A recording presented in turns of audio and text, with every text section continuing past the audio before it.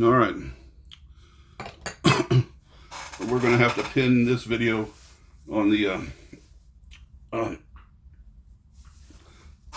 heels of that previous video. I had meant for the previous video to continue, but it got cut off by accident. Be that as it may, it matters. Excuse me. It matters not.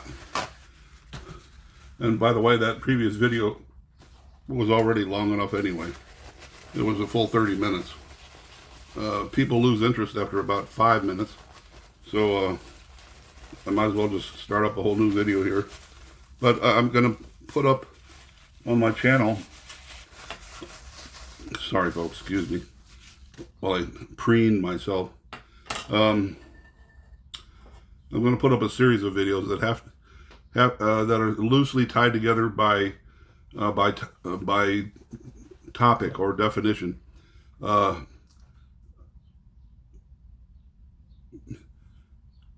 Events or incidents that had to do with that have to do with fiddle contests that I've attended and played in, and or various kinds of events surrounding my attendance at some of these kinds of contests, fiddle contests, mostly, but not exclusively in the Western U.S. But I've got another story for you here, and we'll go ahead and continue on with it. I went to school in Columbia, Missouri, at Mizzou.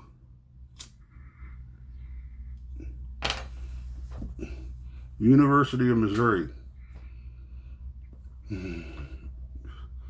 From the years of 1973 to 1976. If my memory serves me right.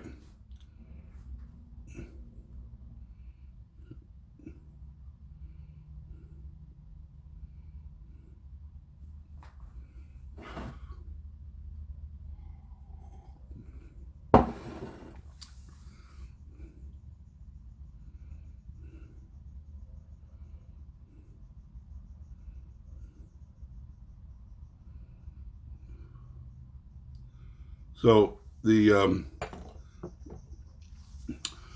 would probably have been right about 1975, somewhere in 75. I had started playing the fiddle when I was 18 years old, and that would have been right about 1970 or 71, 1971. And I worked hard to learn the fiddle. I mean, I practiced 5 to 10 hours a day, every day, hours and hours and hours of playing and practice, mostly learning old-time fiddle tunes, of one kind or another. I had some recordings of the Fuzzy Mountain String Band. I loved their tunes. They were great. I had, let's see, after 1973, I had a bunch of recordings that came along with the fiddle tune book published by R.P. Christensen, who was an old feller who lived out in Ovas, Missouri. I believe, if I remember right, I believe that was a little bit east of Columbia, Missouri, in central Missouri. He had been a fiddle tune collector. He was a fiddler himself, but he had collected fiddle tunes his whole entire life. And he transcribed a whole shitload of these tunes into a publication called the Old Time Fiddler's Repertoire, which I still possess my original copy to this day, which he autographed at the release party for the book. The party occurred at the Student Union building on the campus of the University of Missouri.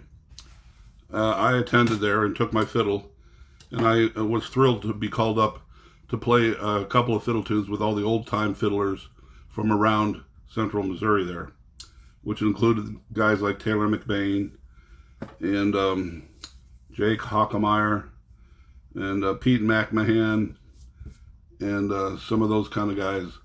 I had already gotten to a point with my expertise on the fiddle where I could play some of the old chestnuts, like Soldier's Joy, tunes kind of like that, or Arkansas Traveler. I could play some of those kind of tunes pretty darn good. And so it was a real thrill for me to be able to stand up there with those old guys. And I started learning tunes out of R.P. Christensen's book back in those days, and that would have commenced around 1973 and continued on. So a couple of years later, I'd been continuing to work really hard on my fiddle playing, and I had actually got in a band in around 1974. A bunch of guys used to have these jams over at their house. Two or three or four guys. They played a little bit of everything. They played bluegrass. They played country music. Hank Williams, whatever. But they also played some bluegrass stuff. And I kind of like hooked up with these guys and started jamming with them. Got involved in their scene, which became quite enjoyable for me. And I brought something that they did not previously have in their jams was anybody who played the fiddle, strangely enough. And so I brought old-time fiddle tunes into their orbit. They had never heard any of that kind of stuff before, Of course, they knew that fiddle tunes existed. They just didn't have any experience of backing them up or playing those kind of tunes. So I kind of taught them all. They're easy enough to learn. Just just do a shout out on the chords, as pretty much can learn a lot of these tunes on the fly. And so I became. It wasn't long before I became one of the gang, and I was right in there, man. So we started getting gigs around town, and we got so good as a band, strangely enough, that we started playing some of the bigger bars in Columbia, Missouri, and we would pack the house, man. We would pack the freaking house, and I was the fiddle player. And played guitar on a couple of numbers as well. Did some flat picking. But fast forward another year or two, and I knew there was an upcoming fiddle contest in Boonville, Missouri, which was a little west of Columbia, a little ways down Highway 70 over to Boonville. And I decided to enter that contest, and it was held in like an old high school auditorium. It was a really, really old high school, with the red velvet curtains and the whole deal, as I recall. Place was packed, man. Place was packed. Sold out house almost. It was pretty cool to see that good of a turnout for a fiddle contest. So I'm hanging around backstage, and all the best of the old-time fiddlers were there. All the old-timers, Pete McMahon, Taylor, and several other guys who I did not previously know. I didn't know who the heck they were. But they all, they were the masters. Of course, I was actually already well known by that point around Columbia as a young hippie fiddler because of my involvement with this band where we started playing in bars and stuff and got really popular locally in Columbia. I was already sort of becoming, fairly well known in my own regard. And as it turns out, a whole bunch of kids from Columbia who were into fiddle music and stuff like that, and bluegrass and fiddle music, which was really starting to take off right about that time in the late 70s. There was a lot of interest amongst younger folks, the younger side, college age and maybe a little older or younger. A lot of interest was starting to develop into bluegrass music and fiddling music of all different kinds of genres and styles.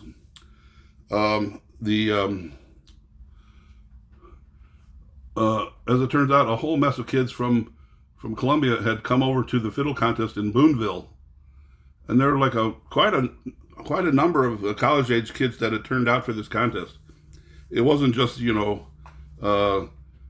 assisted living home where they like trucked in a bunch of people in their wheelchairs.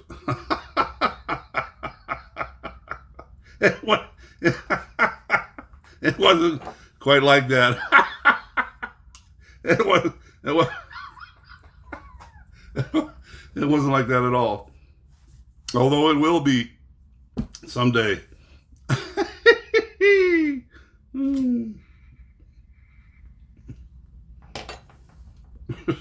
So all of these, most of the old timers had already gone out on stage and played their tunes, okay, and they got good applause, and polite and applause, nothing too spectacular. They were treated quite respectfully with the amount of response from the crowd. And then I want to say that I was probably about the fifth or sixth fiddler down the pike, and I came out. I had, of course, I had really, really long red hair, I had a long red beard, about down to here, really long beard back in those days, and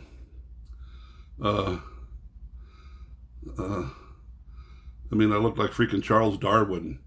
I looked like Charles Darwin about 70 years before Charles Darwin looked like Charles Darwin. I came out with my fiddle, my old French fiddle, and I don't remember who backed me up. I can't remember. But whoever they were, they played guitar really well. And I played my tunes. And after I think my first tune, as I recall, my first tune was Patty on the Turnpike. And I don't remember where I'd gotten my version from. But it was a little bit grassy, a little bit grassy. Now, a lot of bluegrass influence on old-time fiddle tunes amongst the serious old-time fiddlers is frowned upon quite roundly, shall we say, or it used to be. That used to be the case, and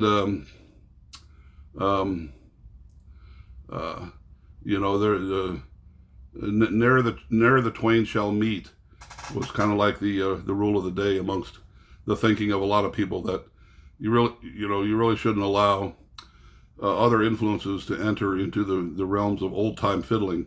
You should keep it as pure and true to the old time style as possible within that particular, whatever that particular old time style happened to be. And there were different kinds of old time styles depending upon what state in the Union you're talking about, be it Arkansas or Missouri or outstate Illinois or Indiana or Wisconsin, or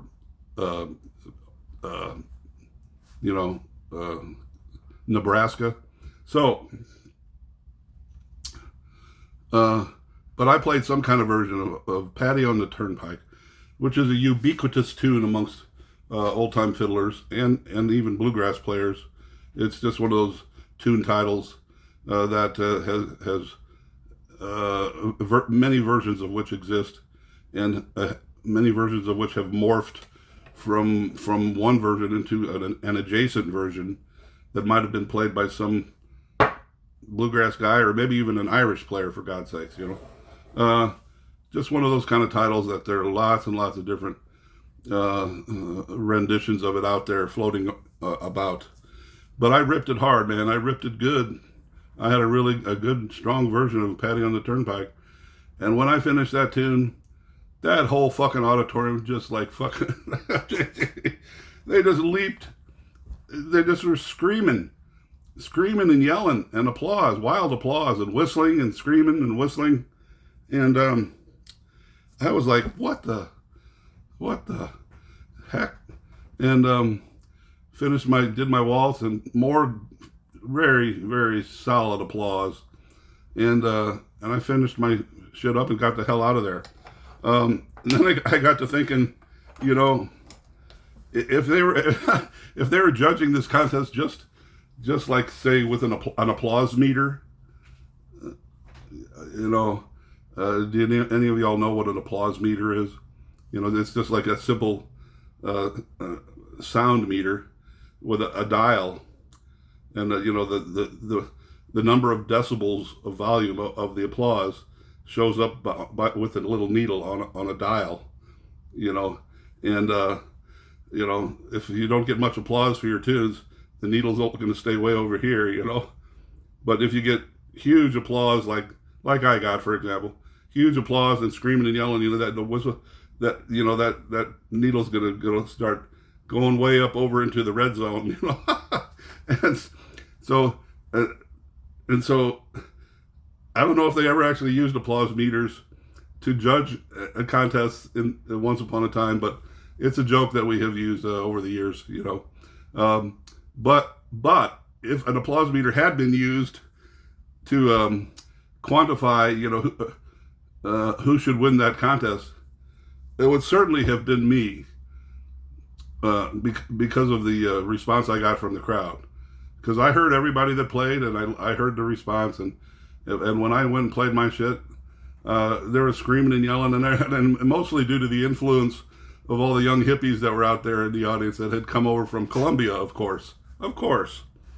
So they, so I got the hell off the stage, and I think there was, I recall that I wasn't the last fiddler to play. There was another one or two who played, and of course, you know, they were just politely received, but nothing like the response that I got. So, so then it came time to award the prizes, you know, and they called all the fiddlers out, and I think there were like 6 places of money, prize money, and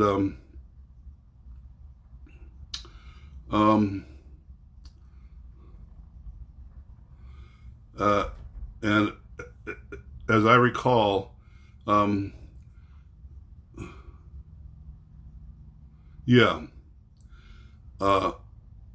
the prize money and all the places, there were 5 or 6 places, as I recall. All of them went to all the other old-time fiddlers. They handed out all the trophies and prize money to all the other fiddlers, and I was nixed. I didn't win anything. Nothing. I was not awarded any prize money, no trophy, not even an honorable mention red ribbon. And so that was a real, shall we say, a disappointment, but also kind of weird, you know, that there must have been some kind of politics going on, obviously. If you were judging the contest by audience response and crowd appeal, I should have placed somewhere in that pile. I should have at least been, I mean, come on, man, I should have at least been third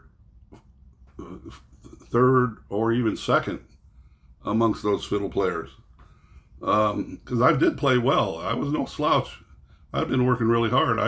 I played well. Really, really well. I just didn't play completely in the style of the Central Missouri Fiddlers, needless to say. But, so finally the contest is all over, and people are just sort of hanging out, and some people are starting to leave the hall.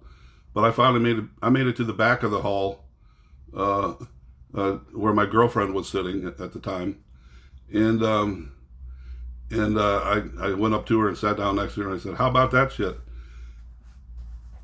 And she goes, "Man, you were fucking robbed. You were fucking robbed." I go, "Well, I don't know. That's just how it goes sometimes.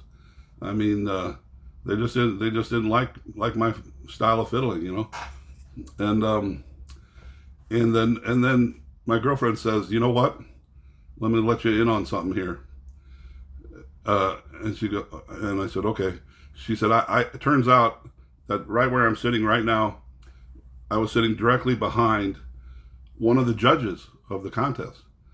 They had judges sprinkled all around, probably 3 or 4 judges, sprinkled all around the hall, sitting in random seats, and they had their clipboards. She said he had his clipboard with his paperwork and the names of each fiddle player, or perhaps we were identified only by our number, contestant number 22 or whatever. And then we were judged, on tone, timing, etc. And she was looking over his shoulder a little bit, trying to see what he was writing down while I was playing. And she could see that, after like my first tune, it was like my score for tone had been like 1, number 1 out of a possible 50, and then in the second category, it was 5 out of a possible 50 for my intonation or phrasing or something, or whatever it was. And then my performance had finished up, and the place was clapping and going crazy, and she was right behind this judge, who was an old guy, by the way, and the judge leaned over to the person next to them, right in front of my girlfriend, and leaned over to her, and while the whole place is screaming and yelling and whistling, and she goes, and this is almost his exact words. He said to his friend there, "You know what? He's a pretty good fiddle player, but if only he didn't have all that hair." And then he goes, shoo. He zeroed out just zeroed it out, the last category. No points, no points. Now, back in those days, you had the old dichotomy between the hippies and the more traditional minded God, guns, and country kind of crowd, all of those themes and memes had well infiltrated our culture, and it was all tied into the Vietnam War and Nixon into the 70s, and then and then of course with all the hippie stuff, drugs, all of that stuff was really fresh in the culture back in those days. And there was just a lot of resentment and a lot of ill feeling by the older generations toward the younger folks, if they showed any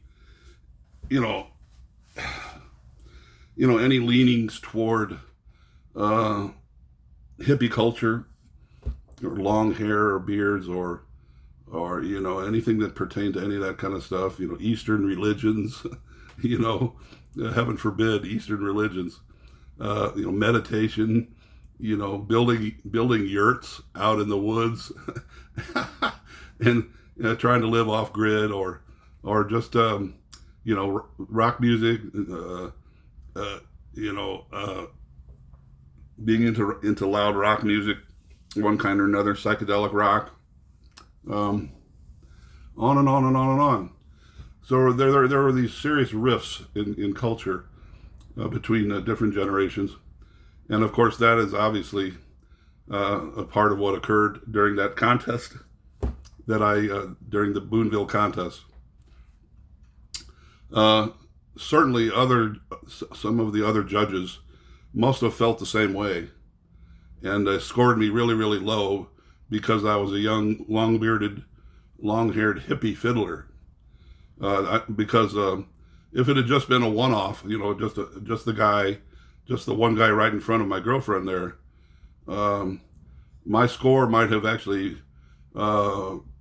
improved if all of the other judges had been more fair in their scoring of my performance. So blah fucking blah, blah fucking blah, blah blah blah. I still enjoyed the hell out of that contest. It was great. It was a real honor to get up there and be able to actually perform alongside of all those great old time fiddle players. It was a real honor.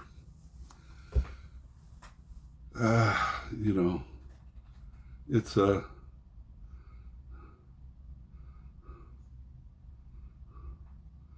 and and the funny sort of ironic aspect to the whole thing was I had nothing but the greatest respect and admiration for the fiddle playing of all of those old guys. Pete McMahon was just incredible.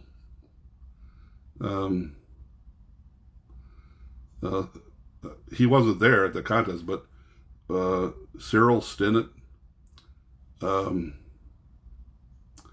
Jake Hockemeyer, I think he was a left-handed fiddler, as I recall. Taylor McBain. I lived just down the street from Taylor in Columbia when I moved into this little house on Tandy Avenue.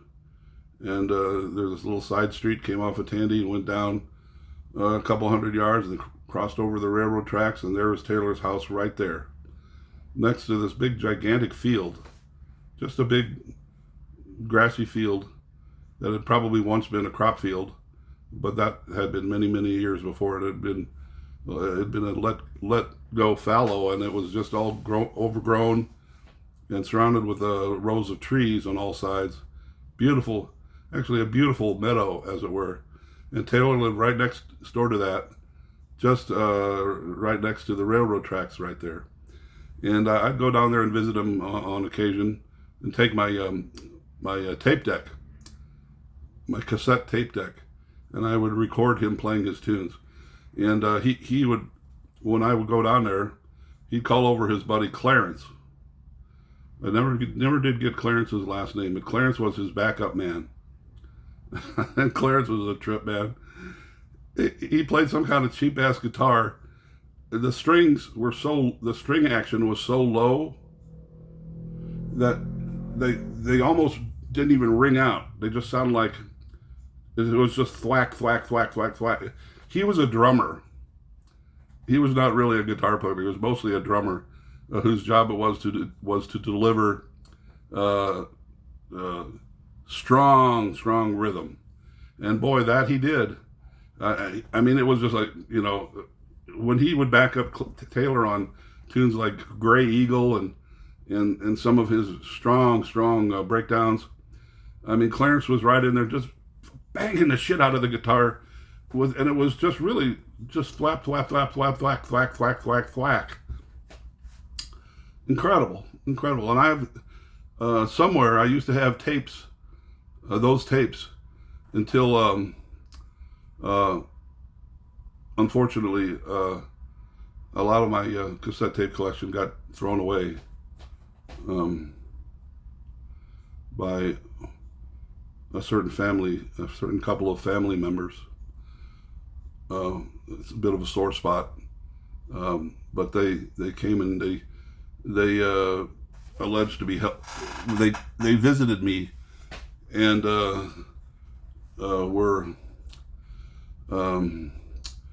uh, engaged in going through all of my worldly possessions, every last thing that I owned. And we're going to thin out a lot of stuff because, I'm getting up in years and I don't need any of this stuff anymore. And it's too much stuff to have around.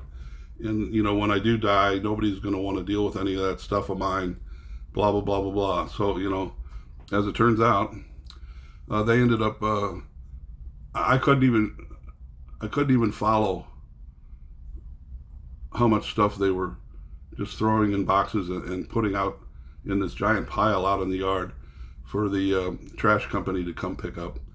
I lost so much stuff there that I don't even know what I lost. It was the history, my personal history. A lot of cassette tapes, hundreds of cassette tapes, all gone. CDs, poetry, writings, objects, tools, artwork, things I had collected, rocks I had collected from all over the goddamn world. They threw so much of my shit away. They did save some stuff, strangely enough, and put it in separate boxes, but more than half of everything I owned got tossed. And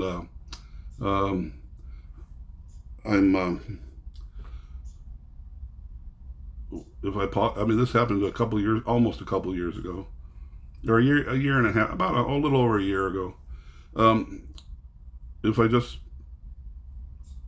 opt to not think about it and not dwell on it, I do okay. But every time I think about it, the madder I get about it,